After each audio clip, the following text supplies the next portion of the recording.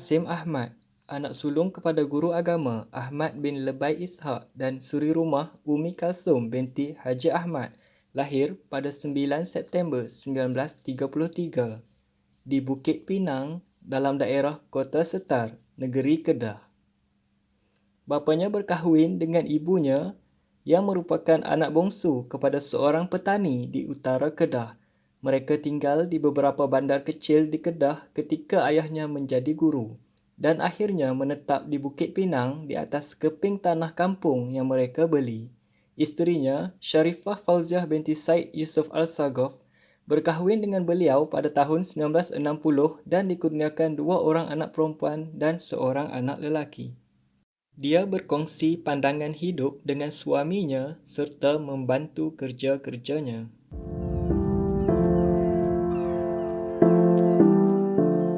Kasim Ahmad mendapat pendidikan tidak formal seperti mengaji Al-Quran daripada ayahnya sendiri yang merupakan seorang guru agama. Bagi pendidikan formal pula, beliau mula mendapat pendidikan rendah di sebuah sekolah kebangsaan di Bandar Baharu sebelum melanjutkan pengajian di Kolej Sultan Abdul Hamid di peringkat menengah. Oleh kerana beliau seorang murid yang rajin dan pintar, Kasim dengan senang diberi pujian daripada guru-gurunya sewaktu di sekolah rendah dan menengah serta diberi jawatan dalam sekolah. Semasa di kolej, minat Kasim terhadap politik mula mendalam kerana pergaulan beliau dengan beberapa golongan wartawan dan pemimpin pelajar. Beliau seterusnya melanjutkan pengajian tinggi di Universiti Malaya, Singapura pada tahun 1950-an. Kemasukan beliau sebagai mahasiswa Universiti Malaya telah dijadikan peluang untuk mengenali pelbagai ideologi dan gerakan politik tanah air. Kasim tidak terlepas bergiat aktif dalam berpersatuan dengan menyertai Persatuan Mahasiswa Islam Universiti Malaya dan Kelab Sosialis Universiti Malaya. Penglibatan Kasim dalam kelab sosialis telah menarik minat beliau untuk menjadikan ideologi sosialisme sebagai ideologi politik bermula tahun 1954 sehingga tahun 1980-an.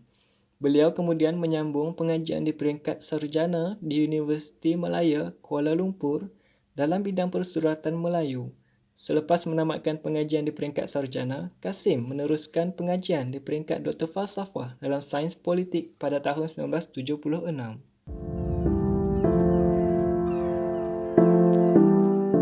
Beliau dikenali sebagai seorang penyair, budayawan, sekaligus politikus yang handal.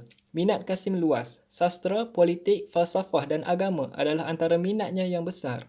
Di samping turut menulis buku dan esei tentang bidang ini. Kecintaan beliau terhadap penulisan sastra telah membawa beliau menjadi seorang penyair dan penulis yang terkenal.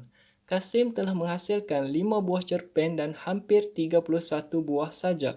Atas sebab ini, Kasim pernah dianugerahi Anugerah Penyair Gabungan Penulis-Penulis Nasional atau GAPENA pada Oktober tahun 1987.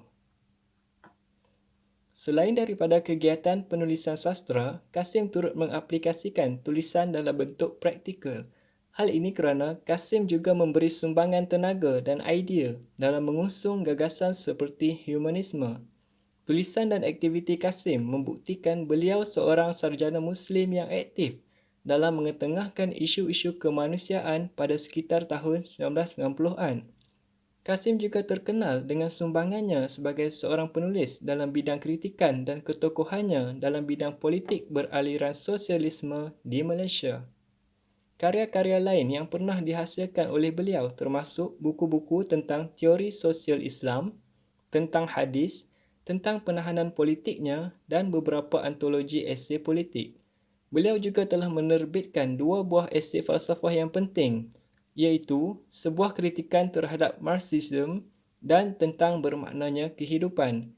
Di samping, beliau juga telah menyunting beberapa karya klasik Melayu.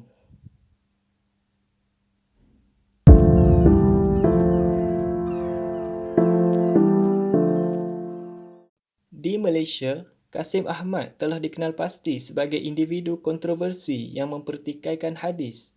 Banyak isu-isu kontroversi berkenaan hadis Nabi yang timbul menerusi tulisan dan kenyataan beliau. Pada tahun 1986, Kasim Ahmad telah menulis sebuah buku bertajuk Hadis, Satu Penilaian Semula. Penulisan ini menjelaskan dukungan beliau terhadap pemikiran anti-hadis kerana mempersoalkan peranan dan kedudukan hadis sebagai sumber utama dalam Islam. Penulisan buku tersebut telah membangkitkan kemarahan orang ramai.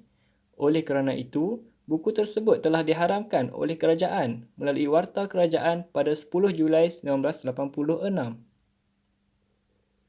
Untuk mengatakan buku ini menyeleweng dan penulisnya pun menyeleweng dan sebagainya, itu yang diharamkan buku. Pada tahun 1992, Kasim Ahmad sekali lagi mencetuskan kontroversi melalui penerbitan bukunya yang berjudul Hadis, Jawapan kepada Pengkritik.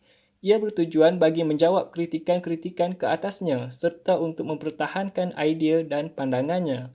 Walau bagaimanapun, kerajaan sekali lagi mengharamkan buku tersebut melalui Warta Kerajaan.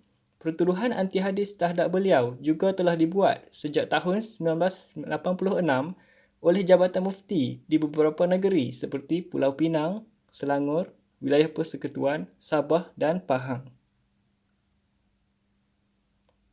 Beliau juga menyangkal dakwaan bahawa beliau mengikuti jejak langkah Rashad Khalifah yang menolak hadis. Beliau turut menyatakan pendiriannya yang tidak menolak hadis secara total.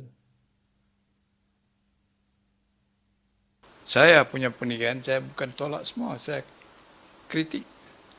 Yang mana bercanggah dengan Quran. Yang tak bercanggah macam saya sebut tadi apa saya kata. Macam al-ulama warisatul anbiya, itu satu hadis yang bercanggah dengan Quran. Banyak hadis yang tak bercanggah dengan Quran saya terima. Walau bagaimanapun, penulisan beliau jelas menunjukkan kecenderungan terhadap pemikiran anti-hadis. Apatah lagi meletakkan kedudukan hadis sama seperti ilmu lain yang tidak menyeluruh, sedangkan hadis merupakan sumber terpenting dalam Islam selepas Al-Quran.